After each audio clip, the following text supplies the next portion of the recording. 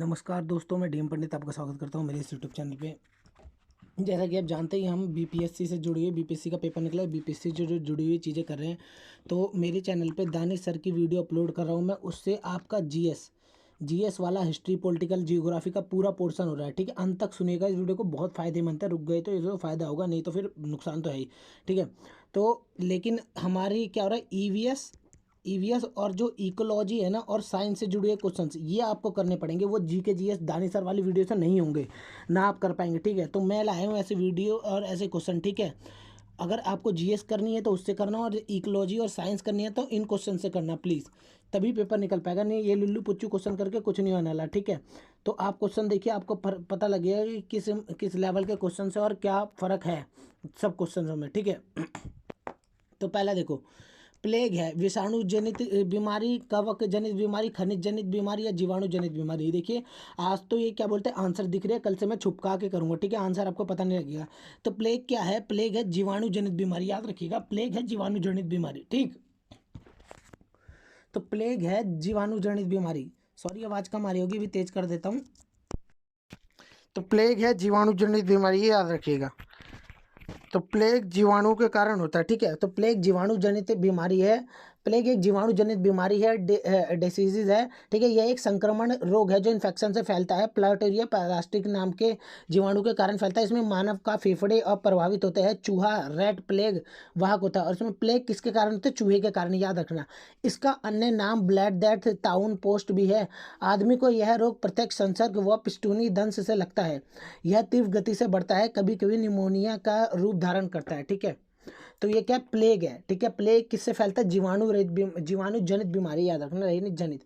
देखिए ये क्वेश्चन है ना नया, और ये जीएस से जो दानिश सर की वीडियो में है उससे ये चीज़ें अलग है। ठीक है, वो क्या होता है, जनरल होती है, और ये क्या है, ये भी जनरल में है, लेकिन ये साइंस और इकोलॉजी का सेक्शन है ईवीएस का। ईवीएस आएगी, आपको पता है ना, बीपीएससी के सिलेबस में ईवीएस है। ईवीएस को भूलिए मत यार, 120 नंबर में से कितने का भी कुछ भी आ सकता है। ठीक है, तो चलिए आगे चलते हैं। देखिए, गैसीय अपशिष्ट हैं सब्जी, देखिए गैसीय अपशिष्ट कौन थे? सब्जी और फल के छिलके, घरों की नालियों का गंदा पानी, खेत खलिहानों से निकलने वाला कचरा, या लकड़ी कोयला से जलने वाला धुआं। अब देखो, गैस किस में से निकलते हैं? गैस तो मान लो जो घरों की गंदे नालियों की पानियों में से भी हल्की फुल्की निकलती है, जैसे कि सड़ा हुआ हो जाता है तो। लेकिन सबसे ज़्यादा गैस तो लकड़ी और कोयला जलाने से निकलती है ना मेरा भाई। ठीक है, तो गैसीय अपशिष्ट, गैसीय वेस्ट वे पदार्थ है जो किसी अन्य पदार्थ के अपशिष्ट वेस्ट शेष होते हैं तथा गैसीय रूप में होते हैं। इससे पर्यावरण में प्रदूषण होता है, जो मुख्यतः वायु प्रदूषण, एयर पोल्यूशन कहलाता है। गैसीय अपशिष्ट नहीं है। देखिए गैसीय अपशिष्ट कितने प्रकार के हैं, तो लकड़ी, कोयला, जलने वाला धुआं, औद्योगिक क्षेत्रों की चिमनियां, धुआं, जंगलों में लगने वाली आग से निकलने वाले धुआं, ये सारे गैसीय अपशिष्ट, याद रखना। ठीक है, तो गैसीय अपशिष्ट ये होते हैं जो गैस से निकलते हैं, ना कि पानी से। ठीक है, गैसीय अपशिष्ट। ठीक, चलिए पढ़ लेते हैं। निम्नलिखित में से कौन से पौधे दूर दूर प्रसारित होंगे? पौधे, देखिए पौधे क्या होते हैं, पौधे जैसे आप लोग हैं, आप लोग तो लड़का लड़की मिले, हैप्पी बर्थडे हो गया, मतलब कि बच्चे हो गए। लेकिन पौधों के बच्चे कैसे होते हैं ये जानना पड़ता है। तो क्या होता है, पौधे ना कई प्रकार से अपने बीज इधर उधर करते हैं, तो यही पढ़ना है। ठीक है, निम्नलिखित में से कौन सा दूर दूर प्रसारित होता है? बीजों द्वारा प्रकीर्णित पौधे, बीजों द्वारा प्रकीर्णित पौधे, बीज द्वारा, बीजाणु द्वारा, बीज द्वारा, फल द्वारा प्रकीर्णित पौधे, कायिक जनन द्वारा वितरित। ठीक है, तो कायिक जनन द्वारा वितरित, कायिक जनन का मतलब होता है वेजिटेशन रिप्रोडक्शन द्वारा वितरित पौधे दूर दूर प्रसारित होते हैं। कायिक जनन एक अलैंगिक जनन की अलैंगिक जनन, यह क्लोनिंग प्रक्रिया होती है। क्लोनिंग का मतलब क्या है यार? जैसे क्लोन का मतलब क्या होता है, एक है उसके जैसा डुप्लीकेट बना देना, ये होता है क्लोनिंग। ठीक है, तो याद रखना, दूर दूर प्रसारित किससे होता है? कायिक जनन के द्वारा। और ये होता है वेजिटेशन रिप्रोडक्शन, याद रखना। और ये एसेक्सुअल रिप्रोडक्शन है। एसेक्सुअल का मतलब क्या है? लड़के लड़की की जरूरत नहीं है, मेल फीमेल की। अकेला फीमेल कर लेगी, उसमें मेल की जरूरत नहीं होती। देख रहे हो कितने बढ़िया है, अकेला फीमेल सब कुछ कर ले रही है। ठीक है, चलिए आगे। जब एक जीव लाभ लेता है बगैर दूसरे सहजीवी को प्रभावित किए तो क्या कहलाता है? ये देखिए, ईवीएस और इकोलॉजी का साइंस का ना बढ़िया क्वेश्चन है, दमदार। इसीलिए बोल रहा हूँ ये पढ़ो यार, ये आपको पढ़ आना चाहिए। ये ईवीएस में आ जाएगा पेपर में ना, ये बीपीएससी में, तो बस मुंह देखते रहना कि हाँ मेरा नहीं हो रहा। ठीक, तो जब एक जीव लाभ प्राप्त करता है बगैर दूसरे सहजीवी को प्रभावित करते हुए, बिना किसी को नुकसान पहुंचाए लाभ प्राप्त करता है, तो क्या होता है? इसे बोलते हैं सहभोजी। सहभोजी का क्या मतलब होता है? देखिए, सहभागी या सहभोजी यह दो दो विभिन्न जीव जातियों के बीच एक ऐसी अंतरक्रिया है जिसमें एक जंतु एनिमल को तो इस संबंध में रिलेशन से लाभ होता है, किंतु दूसरे को कोई हानि नहीं होती। उदाहरण का गैस्ट्रोपोड कवच में केकड़ा रहता है और कवच के ऊपरी समुद्री एमोनिया चिपका रहता है। इस प्रकार सार्क से पैट्रोमोनेजी चिपकी रहती है। होल से क्या लिखा है, होल से समुद्री वर्किन चिपके रहते हैं। मतलब ये एक दूसरे से मतलब एक को तो कुछ फर्क ही नहीं पड़ता, लेकिन एक लाभ लेता है। उसी को बोलते हैं क्या, सहभोजी। सहभोजी क्या होता है, एक को एक लाभ ले रहा है अंदर, लेकिन एक को तो कुछ फर्क ही नहीं है, या एक को ऊपर वाला लाभ ले रहा है, नीचे वाले को नुकसान नहीं है, तो ये होता है। ठीक है, तो 4 हो गए। अब चलते हैं 5वें पे। आज थोड़ा अच्छे से पीडीएफ नहीं बना पाए, लेकिन इसको प्लीज़ मेरे को सपोर्ट करो, वीडियो को लाइक और शेयर करो प्लीज़। लाइक मत करना यार, बस व्यूज़ दे दो या शेयर कर दो प्लीज़ यार। ठीक है, इससे मेरा भी मोटिवेशन बढ़ेगा और मैं और अच्छे से वीडियो बना पाऊंगा। ठीक है, जब मोर सांप को खाता है, सांप कीड़े को खाता है और कीड़े हरे पौधों को खाते हैं, तो मोर का पोषण तल क्या है। देखिए क्या बोल रहा है, क्या होता है, प्राथमिक अपघटक या खाद्य पिरामिड के शीर्ष पे। देखो खाद्य श्रृंखला तो आपने पढ़ी होगी ना, जैसे कि हरे पौधे क्या है, उत्पादक को कौन खाता है, कीड़े को सांप ने खा लिया और सांप को मोर ने खा लिया। अब मोर को हो सकता है आके तेंदुआ खा ले और तेंदुआ को हो सकता है गिद्ध खा ले। तो ये नहीं बोला केवल यहीं तक दिया हमारा। ठीक है, तो खाद्य श्रृंखला तो मोर का पोषण तल क्या है, मोर है सबसे ऊंचे वाले पोषण तल पे। देखिए पोषण तल का पिरामिड ऐसे बनता है, याद रखिएगा। पिरामिड 2 तरह के होते हैं, एक ये सीधा पिरामिड और एक होता है उल्टा पिरामिड। सॉरी मैं बना नहीं पाई, ये होता है उल्टा पिरामिड। मेरे दोस्तों प्लीज़ इसको ध्यान से देखिएगा, आपके पेपर में आएगा ही आएगा। ये खास श्रृंखला बहुत तगड़ा टॉपिक है बच्चों के लिए, क्योंकि आपको टीचर बना के भेज रहे हैं भाई। बीपीएससी का पेपर है, जीएस आनी ही आनी है, लेकिन टीचर बनाएंगे भाई आपको। तो आपको ये बेसिक चीज़ें तो पढ़ी होनी चाहिए। साइंस के बच्चों को क्या बताओगे खास श्रृंखला क्या होती है। ठीक है, इसको हल्के मत लेना। आप बेशक से कहीं पे कुछ भी पढ़ा रहे हो, मेरे व्यूज कम आते हैं, लेकिन मैं सही चीज़ें पढ़ाता हूँ। मुझे पता है नहीं प्रीवियस ईयर के पेपर है, क्या लग रहा है आपको, क्या स्कैन करके लाया हूँ। ये प्रीवियस ईयर में जो पेपर आया ना, उनको स्कैन करके आपको करवा रहा हूँ मैं, याद रखना। ठीक, मोर शीर्ष पे है। ठीक है, सबसे नीचे क्या, उत्पादक वो होते हैं जो अपने दम पे बनते हैं, अपने दम पे पेड़ पौधे, उसको कीड़ों ने खाया, कीड़ों को सांप ने खाया और सांप को मोर ने खाया। और मोर के ऊपर भी हो सकता है, कुछ भी हो सकता है, और उसके ऊपर भी कुछ भी हो सकता है। ठीक है, सबसे ऊपर वल्चर मान लो, वल्चर या गिद्ध, और उसके ऊपर इसको भी जो खाद देते हैं। ठीक है, अपघटक। चलो अगला पढ़ते हैं। देखिए निम्नलिखित में से कौन सा कायांतरिक सेल का उदाहरण। अब ये बोलो क्या ये जीएस का क्वेश्चन नहीं है, क्या ये दानिश सर की वीडियो में नहीं मिला आपको। अगर मिला और आपने तब भी नहीं दे पाए ना इसका आंसर, तो गधे हैं आप। ठीक है, निम्नलिखित में से कौन सा कायांतरिक सेल का उदाहरण है। कायांतरिक सेल, याद रखिए कायांतरिक सेल। कायांतरिक मतलब क्या होता है, जो काया पलट लेती है अपनी। याद रखना, ये तो मेरा स्टाइल है बताने का। ठीक है, देखिए कायांतरिक सेल का उदाहरण पूछा, इसमें से कौन सी सेल कायांतरित है। ठीक है, तो ये याद रखिएगा कायांतरिक सेल कौन सी सेल होती है, जब ज्वालामुखी। ठीक है, इसका आंसर हो जाएगा सी, संगमरमर। ठीक है, जब ज्वालामुखी वॉल्केनो क्रिया के फलस्वरूप तत्व, ठीक है, मैग्मा बाहर निकल आता है। देखो चट्टानों से क्या होता है, मैग्मा फूट के ना बाहर निकल आता है ऐसे। ठीक है, मान लो ये वॉल्केनो है। ठीक है, इससे क्या हुआ है, मान लीजिए ये वॉल्केनो है। ठीक है, इससे क्या हुआ है, मैग्मा बाहर आ गया। ठीक है, हल्के ऐसे मैग्मा बाहर आ गया और ये यहाँ आके जम गया है। ठीक है, समझ आ रहा है। ठीक, तो मैग्मा बाहर निकल जाता है, तो मैग्मा के संपर्क के क्षेत्र चट्टान रूपांतरित हो जाता है। इस प्रकार रूपांतरण मेटामॉर्फिक, ठीक है, के कारण चूना पत्थर लाइमस्टोन, ठीक है, संगमरमर में परिवर्तित हो जाता है। जो होता है ना, ये मतलब पहाड़ से ये निकला और यहाँ जम गया। ठीक है, ये जम जाता है, धीरे धीरे क्या होता है, चूना पत्थर या किसमें, फिर मार्बल में, संगमरमर में वो हो जाता है, चेंज हो जाता है। ठीक है, चूना पत्थर अवसादी तलचट्टी या पर्तेदार चट्टानों, सेडिमेंट्री और सेट्रिफाई रॉक्स का उदाहरण है। संगमरमर जिसका रूपांतरण है। ठीक है, संगमरमर इसी से बनता है। ठीक है, चूना पत्थर से, याद रखना। तो चूना पत्थर देखिए इसको याद कैसे रखेंगे, चूना जो लोग लगाते हैं वो अमीर होते हैं, और अमीर होते हैं तो घर में संगमरमर लगाते हैं। ठीक है, क्योंकि नॉर्मल बंदे को तो संगमरमर या नॉर्मल कैसा भी घर हो वो तो खुश रहेगा। ठीक है, लालच इंसान की बुद्धि का क्षीण करता है, याद रखना। ठीक है, तो चलिए देखिए मैं आपके लिए कितनी मेहनत से यार आंसर वगैरह ला रहा हूँ। मैं अपनी ये नहीं बोल रहा मेरे को लालच चलेगी ना यार, आप लाइक कर देंगे या कुछ कर देंगे तो उससे आपका ही फायदा होगा, मेरा भी। क्योंकि आप सोचिए, अगर आप दूसरे की मदद नहीं करना चाहेंगे तो भगवान आपकी मदद क्यों करना चाहेगा यार। ये सोचने की बात नहीं है। बेशक से गुस्सा नहीं होइएगा, लेकिन सोचने की जरूरत है ना।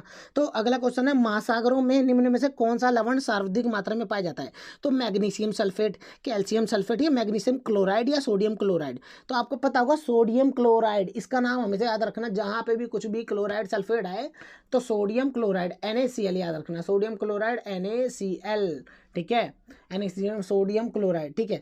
तो महासागर और ओशियन में सोडियम क्लोराइड लवण साल्ट सर्वाधिक मात्रा में पाया जाता है जब H2O में सोडियम क्लोराइड की मात्रा 35 ग्राम लीटर होती है, ठीक है। सोडियम क्लोराइड का एक कार्बनिक यौगिक है जिसका रासायनिक सूत्र NaCl है, जिसके अनुपात 1:1 है। ये NaCl का अनुपात है 1:1, समझ आ रहा है? इसको नीले पेन से कर देता हूँ थोड़ा। तो यह 1:1, सॉरी ये वाला कलर भी सही नहीं है, सॉरी भाई सॉरी, ठीक है। तो ये हो जाएगा 1:1, समझ आ रहा है आपको? आशा करता हूँ समझ आ रहा होगा, ठीक है। और क्या होता है, 1 लीटर पानी में 1000 मिलीलीटर पानी में, ठीक है, 35 ग्राम नमक निकलता है, ठीक है, याद रखना। तो ये यहाँ से पता लग गया, ये आपको GS में भी पढ़ना पड़ता है, ठीक है। अब चलिए आगे देखते हैं, राज्यसभा में होने वाली सभाओं की अध्यक्षता कौन करता है? क्या ये GS का नहीं है? ये बताइए, क्या इसमें GS नहीं है? है GS, लेकिन आप लोग मानना नहीं चाहते ना यार, ठीक है। राज्यसभा में होने वाली सभी अध्यक्षताओं की बैठक की अध्यक्षता कौन करता है राज्यसभा में? राज्यसभा का सभापति होता है उपराष्ट्रपति, याद रखना। इसका आंसर हो जाएगा उपराष्ट्रपति, ठीक है, ठीक है। तो इसका आंसर हो जाएगा राज्यसभा की सभा की बैठक कौन करता है? उपराष्ट्रपति, आंसर है, ठीक है। इसके एक्सप्लेनेशन भी देख लेते हैं अगले पेज पे, जो कि ठीक है ये रहा। चलिए यही देख लेते हैं। देखिए, राज्यसभा के भारतीय लोकतंत्र की सबसे ऊपरी सदन, निचला सदन क्या होता है? लोकसभा, और ऊपरी सदन क्या होता है? राज्यसभा। लोकसभा में लोकसभा स्पीकर होते हैं, राज्यसभा में राज्यसभा के स्पीकर होते हैं, ये होते हैं राष्ट्रपति, और लोकसभा के स्पीकर को इंडिपेंडेंट चुना जाता है लोकसभा के लोगों के द्वारा, ठीक है। इतना तो आपको पता होगा। अब इसमें 200-250 लोग होते हैं, जिसमें से 12 राष्ट्रपति द्वारा अन्य चुने जाते हैं, ठीक है। 238 सदस्यों का चुनाव वैसे होता है, 6 वर्ष के लिए होता है, हर 2 साल में बदला जाता है, और सभापति का कार्यकाल 5 वर्ष के लिए होता है। तो 5 वर्ष के लिए होता है सभापति का कार्यकाल, ठीक है, याद रखना। अब अगला क्वेश्चन पे आते हैं, चलिए देखते हैं। निम्न में से किस मिट्टी का विस्तार भारत के सार्वत्रिक क्षेत्र पर पाया जाता है? ये वाला क्वेश्चन बहुत अच्छा है यार, ठीक है। तो जलोढ़ मिट्टी है इसका नाम, याद रखना। सबसे ज्यादा उपजाऊ भी जलोढ़ मिट्टी को ही बोला जाता है, ठीक है। इसीलिए सबसे ज्यादा भाग पे है उत्तरी, जो ये भारत है ना, मान लो ये भारत है, दक्षिण हो गया, तो उत्तरी मैदान इतना जो अधिकतर भाग है ना, ये जलोढ़ मिट्टी का, याद रखना। तो भारत के सार्वत्रिक क्षेत्र पर जलोढ़ मृदा एलुवियल सॉइल का विस्तार है। भारत के भूभाग के लगभग 40 से 45 भाग पर जलोढ़ मिट्टी पाई जाती है। जलोढ़ मिट्टी का निर्माण नदियों द्वारा बहाकर लाई गई मिट्टी, इस मिट्टी में पोटास, फास्फोरिक अम्ल, चूना, कार्बनिक तत्व की अधिकता होती है, परंतु इसमें नाइट्रेट, ह्यूमस की कमी पाई जाती है। यह मिट्टी कृषि एग्रीकल्चर के लिए सर्वाधिक उपयोगी है, याद रखना। कृषि एग्रीकल्चर के लिए सर्वाधिक, इसलिए जलोढ़ मिट्टी का सबसे ज़्यादा उपयोग होता है, याद रखना। खेती इस पर सबसे अच्छी होती है। अब ये वाला क्वेश्चन, चलिए आंसर दीजिए। जो शाकाहारी जंतु भोजन के लिए हरे पौधों को पर निर्भर रहते हैं, ठीक है, हरे पौधे पर निर्भर रहते हैं, वो प्रथम चरण के उपभोक्ता होते हैं, याद रखना। इसका आंसर हो जाएगा ए, मतलब प्रथम चरण के अभी पीछे खाद्य श्रृंखला में बताया नहीं। सबसे नीचे क्या होते हैं? जो अपने आप खाना बनाते हैं, ठीक है। उसके बाद कौन से होते हैं? जो दूसरे का मतलब जो साग पत्ती खाते हैं। उसके बाद कौन से होते हैं? जो साग पत्ती के अलावा और भी चीज़ें खाते हैं, मतलब साग पत्ती और वो भी खाएंगे, उसके अलावा इनको खाने वाले, ठीक है, ऐसा होता है, ठीक। तो प्रथम चरण के उपभोक्ता होते हैं, याद रखना। ये समझाने की जरूरत नहीं मेरे को लगता है, बाकी आप एक्सप्लेनेशन ऐसे देख सकते हैं, ठीक है। अब अगला देखते हैं, देखिए, पर्यावरण शिक्षा में समस्या समाधान विधि का गुण है।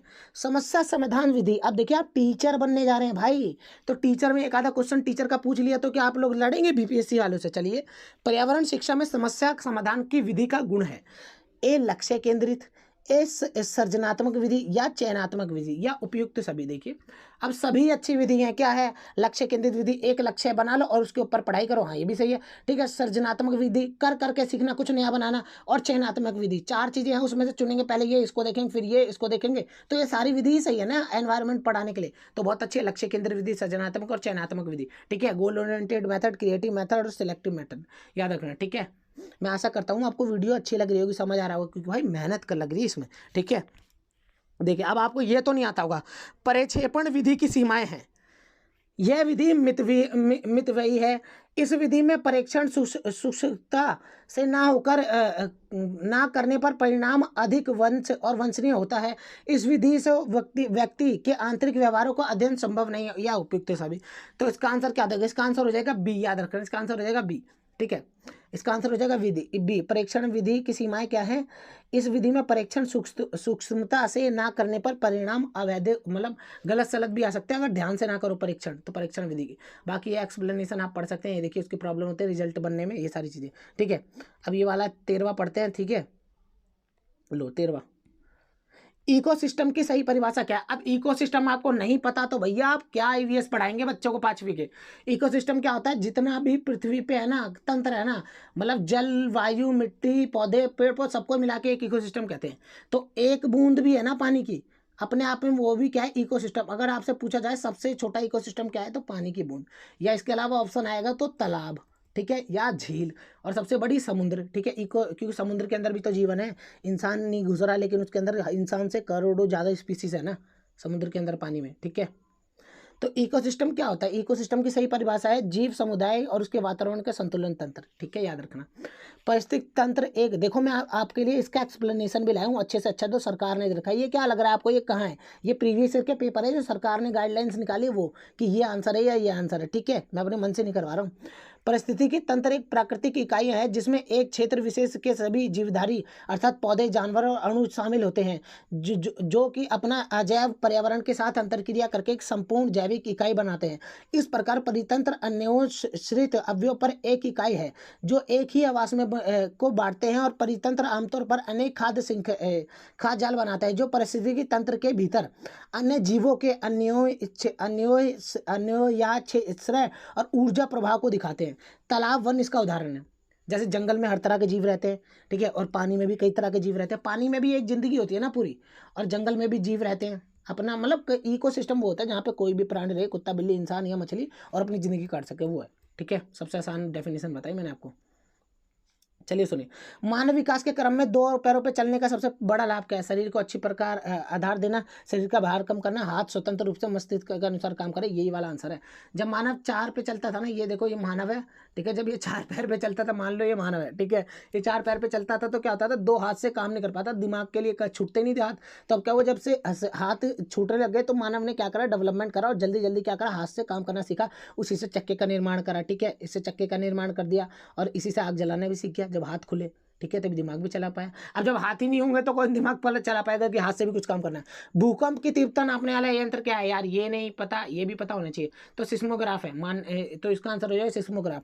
भूकंप की तीव्रता मापने के लिए सिस्मोग्राफ नामक यंत्र का प्रयोग किया जाता है। इस यंत्र में रिएक्टर पैमाने का प्रयोग किया जाता है जिसमें 0 से 9 तक अंक चिन्हित होते हैं, और प्रत्येक बढ़ता हुआ अंक भूकंप की बढ़ती हुई तीव्रता को प्रदर्शित करता है, तथा अगला अंक पिछले अंक से 10 गुना भूकंप तीव्रता को बताता है। देखिए रिक्टर पैमाने कैसे होता है, ऐसे ग्राफ सा होता है, उसके ऊपर ना पेंसिल चलती है, ऐसे ऐसे चलती है, ऐसे ऐसे ऐसे ऐसे चलती है, ऐसे ऐसे चलती है, ऐसे ऐसे चलती है, भूकंप तेज तो ऊपर, भूकंप धीरे तो धीरे धीरे नीचे, ठीक है, ये रिक्टर पैमाना है, समझ आया? तो आज के लिए 15 क्वेश्चन बहुत है। मैं आशा करता हूँ आपको वीडियो मेरी अच्छी लगी होगी। प्लीज़ अगर वीडियो अच्छी लगी है तो प्लीज़ यार लाइक कर देना, क्योंकि आप मेरी मदद करेंगे, मेरे को खुशी मिलेगी, तो मेरी खुशी से दुआ तो आपको मिलेगी ना, तो नौकरी पे आप पहुँचेंगे। अगर आप भगवान को मानते हैं तो इतना तो मानते होंगे कि हम दूसरे के साथ बुरा करेंगे, अच्छा नहीं करेंगे, तो भगवान हमारे साथ अच्छा क्यों करेगा? बाकी आप समझदार हैं। मैं आशा करूँगा, लाइक वाइक छोड़ो, भाड़ में जाए, मैं आशा करूँगा आपकी नौकरी लगे यार, बस आपकी नौकरी लग जाए, ठीक है। आपकी अगर मेरी वीडियो देख के नौकरी लगती है तो मेरे को इससे ज़्यादा खुशी है ही नहीं, ठीक है। मेरे को नहीं चाहिए लाइक, आप बेशक से मेरे कमेंट में गालियाँ लिख दो, ठीक है। हाँ गालियाँ तो मत लिखना यार, बुरा लग गया, छोड़ो, ठीक है। तो देखिए अब मैं ये क्यों करवा रहा हूँ फिर बता देता हूँ। क्या हो रहा है कि दानिश सर की वीडियो तो मैं अपलोड कर रहा हूँ, उसमें जीएस और हिस्ट्री ये सारी चीज़ें, पॉलिटी तो करवाई जा रही है, लेकिन ये जो ईवीएस का सेक्शन है ना, और साइंस का इकोलॉजी का, ये नहीं करवाया जा रहा। तो मैं आपसे आशा करूँगा आप वीडियो देखेंगे और आपको पता लगेगा कि क्वेश्चन कैसे नए नए हैं। देखा आपको दानिश सर की वीडियो में ये वाले नहीं दिखेंगे, क्योंकि वो बड़े लेवल का हिस्ट्री लेवल का करवा रहे हैं, ठीक है, और मैं दूसरे छोटे क्लास के लेवल का करवा रहा हूँ। तो आपको कुछ भी छोड़ना नहीं है, समझ आ रहा है? क्योंकि ईवीएस के टाइप का वो नहीं करवा रहे, मैं करवा रहा हूँ ईवीएस के टाइप का, ठीक है। तो आशा करता हूँ आप वो वाली वीडियो भी देखेंगे, ये वाली भी देखेंगे, और अच्छे लगे तो प्लीज़ लाइक करना, और कुछ भी गलती हो तो मेरे को प्लीज़ कमेंट में बताना कि भाई सर जी ऐसे ऐसे कर दो या ऐसे ऐसे कर दो, या कोई भी गलती हो तो बता सकते हो मेरे को कि मैं आपका दोस्त की तरह हूँ, तो मैं सही करने की कोशिश करूँगा वो चीज़ें, ठीक है। धन्यवाद दोस्तों।